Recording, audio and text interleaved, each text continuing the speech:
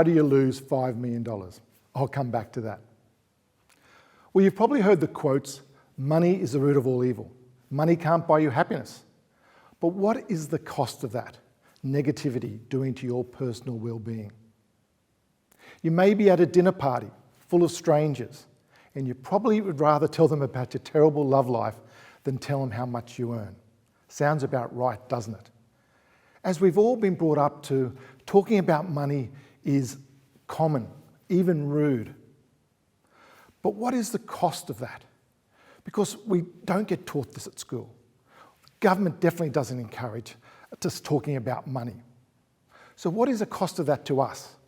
Personally, to our family, to our own health?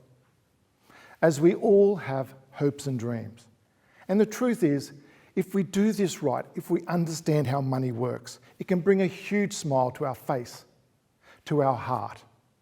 And that's why I want to talk about the 3 key money shifts that we all need to know about.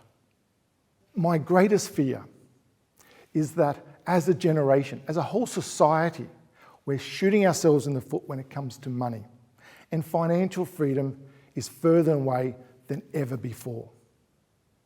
In fact, studies show that 1 in 3 families are spending more than they earn. 60% of us are actually living paycheck to paycheck. It's just not good enough. In the United States, student debt is already at $1.6 trillion. It's doubled in the last 2 decades. And you may think this is a young adult problem, but 25% of that debt, outstanding debt, is for people over the age of 50. We need to do better. And you might ask yourself, I can get to this later, but why are you procrastinating on your financial well-being? Why are you procrastinating on your happiness? How would it make you feel if you could not be at the mercy of money, but to master your money?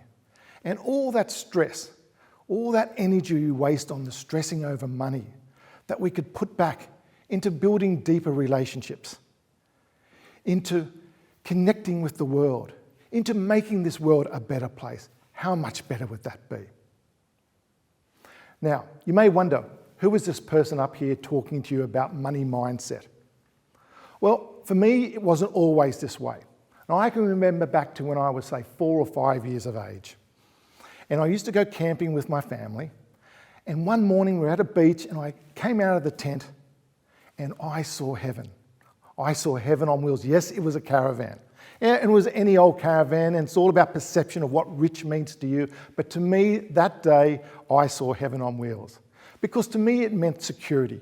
It looked like comfortable. But even back at that young age, I can still remember that was something not for me. That was something out of reach. That led to frustration.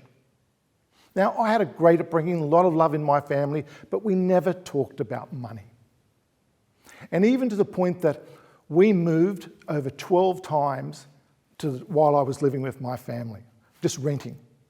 And one of those places, right towards the end, I was a young 20-year-old, in the beaches, and the lady who owned that place passed away. And because we were living there, it was offered to my parents to buy for $50,000. My parents couldn't afford that. And just happened to be 6 months ago, I was traveling past that same home, and there was a for sold sign on. So I actually rang up the real estate and asked, how much did that place go for? $5 million. Yes, $5 million. We all have regrets. But mine was if I only had the knowledge, because I realized that the salary I was earning at that point, I could have actually afforded to go get a loan and buy that property. I just didn't know. Because I'd learnt one of the parts of the equation that, yes, you should try and get a good salary. Try and earn as much as you can. But that's only part of it. You also need to know what to do with that salary. You need to actually work out how you're going to use that income to get your money working harder for you. So today I am so happy. I'm going to hopefully teach you how to master your money, how to get a better relationship with your money, and to absolutely know that money can buy you happiness with learning the 3 key money shifts today. So the first money shift I want to talk about is that the rules around money have changed forever for the 21st century, just like it has for technology. And it struck me one night at dinner with friends, all in our 50s and 60s, and we were basically saying that it's just all different for us. Why didn't anyone write a rule book? It prompted me to actually write The Money Sandwich, and it's because of that sandwich generation where you have adult or teenage children on one side and your elderly parents on the other. It's just different. Let's just take some of the people at that dinner. They're saying that, children today, or adult children today, they're lazy. We call them the smashed avocado generation. They're spending their money out on expensive breakfasts when they should be saving for the home. But let's put that in perspective. For the 20th century, one career, one job, one salary, you could buy a home for 3 to 4 times salary. 21st century, that's now more than 10 times salary on average. It's just not the same. We need to think differently. And for our elderly parents, yes, they're living longer, which is absolutely wonderful. We get to spend more time with them, but it does come with its own concerns. We need to now worry about how their money will last as long as they do. It's a strange statistic, but in Japan, where there's nearly 60% retirees compared to workers, they sell more adult nappies than they do baby nappies. So, number one rule, if it's the one thing you take out of this session, the number one rule when it comes to financial security, reaching financial freedom, is it's not about how much money you earn, it's what you do with it. It means you should be investing to buy property that provides income through rent. It's buying shares that will provide income through dividends. Warren Buffett, the investment guru, said it so well. If you don't learn to make money while you sleep, you are destined to work forever. So when you leave today, think about what you're doing with your salary. Are you maximising that? Are you building passive income streams? Because how much more productive would you be if you had a passive income stream on the side and that you're working because you want to rather than because you have to? Now, you remember that young 5-year-old I was talking about at that campsite? Well, what really struck me looking back was it wasn't so much frustration when I saw that caravan. It was envy. I knew then it was something that I wanted but knew I couldn't have. And I'm sure you've all felt that at some point in your life. And that's this next point, that my second money shift is that money equals emotions. It's really important, money equals emotions. Because once you get that the feeling people have of greed, of envy, of the poverty, of despair of feeling poor or poverty. We've all used retail therapy to make ourselves feel better, to go buy something, that dopamine release. So once we get that money is emotional, not just mathematics, it makes a lot more sense. And once we actually understand money better, we can get more positive about money. We can get control of money. I had this CEO. I'd just been speaking on stage. I came off. Last thing I wanted to do was chat to anyone. I just wanted a drink. But he came up to me and said, "Mark, exactly what you were talking about is exactly me. I'm on a really good salary, but I'm always just living paycheck to paycheck. It's always frustrating. I'm waiting for the next pay rise. I'm waiting for that next bonus." Dr. Tim Sharp calls this the tyranny of when.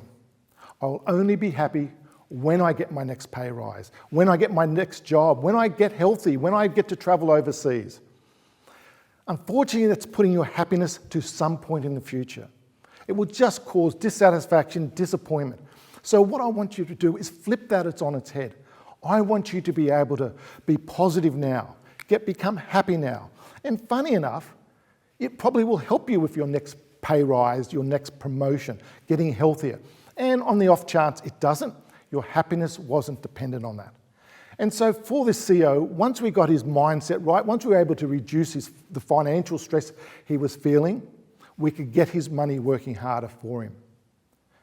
And it's really important in society where I was saying before about half of employees are feeling financial stress, how much important it is to get your money mindset right and help you achieve better financial well-being.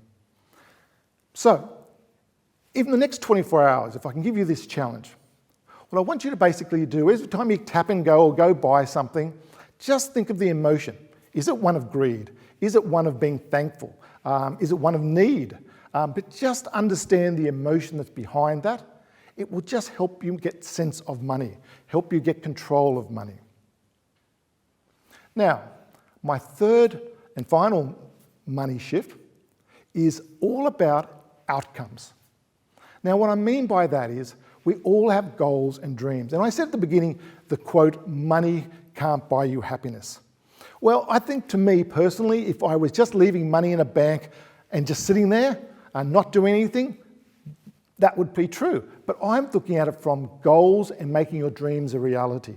I actually think while you're here, just think of something that's just that one thing, whether it's traveling the world, whether it's buying your first home, whether it's buying an investment property, whatever it is, something, I call it your BHAG, your big, hairy, audacious goal. What's that going to be? Because once you know what that is, you will know what will motivate you to reach that goal. And once we know, as Simon Sinek says, once we know our why, the what and the how become easier. Now, I had this client, and he came in and we looked at all his financials, and we just after talking about it, and I can just see this is a guy who works incredibly hard, 6-7 days every week. And I actually asked him, what drives him to work so hard? And he said, yes, I do want to make a success of my small business, but what really drives me is that I understand my wife took time off from her career to raise our young child. So that motivates me to do this one thing that's at the top of her bucket list, and that is to go to Machu Picchu. And I want to do this, and so I want to take her first class to get the pajamas, and we go to Machu Picchu because, you know, that's my thank you to her. And I think we can all get that. We can see what motivates him and what he wants to get there. So that's, to me, what is your BHAG? Write down on a piece of paper, and yes, I know we've all got electronics, but write it down on a piece of paper because I want you to pin it onto a fridge. Put it somewhere in your house or just somewhere in your house so that you see it every day. That's what's going to motivate you, especially when times get hard and you want to spend your money. You're going to see that goal, that BHAG, to help you get there, and best of luck on that journey, on that goal. Now, just to sum all this up, what I find about understanding money is it's just like learning anything new. You just need to know the rules to play by. And for us, the rules of the 21st century when it comes to money have just changed. The old days about just earning the biggest salary as you possibly can is not what it is anymore. You need to know what to do with that money to make a difference. You need to learn how to build passive income streams. You need to learn how to make your money work harder for you. You need to learn how to make your money while you sleep. Because reaching financial security for me gave me the freedom to travel, to buy that first home, to be able to spend time with family, spend time with my 2 daughters, driving them to school every day, singing their favourite Wiggles song. You know, that still makes me smile today, the thought of that. And if it wasn't already obvious, money just sitting in a bank account isn't what it's all about. It's all about creating memories that last a lifetime. And on a global level, imagine a world where all that stress, all that energy that we waste on stressing over money, imagine if we could redirect that into creating new innovations, into deepening our relationships, in making this just a much better world. How good would that be that we have a different world because we've mastered the 3 money shifts? Well, that's a world I'm committed to creating. And remember, you can be part of that too. Thank you.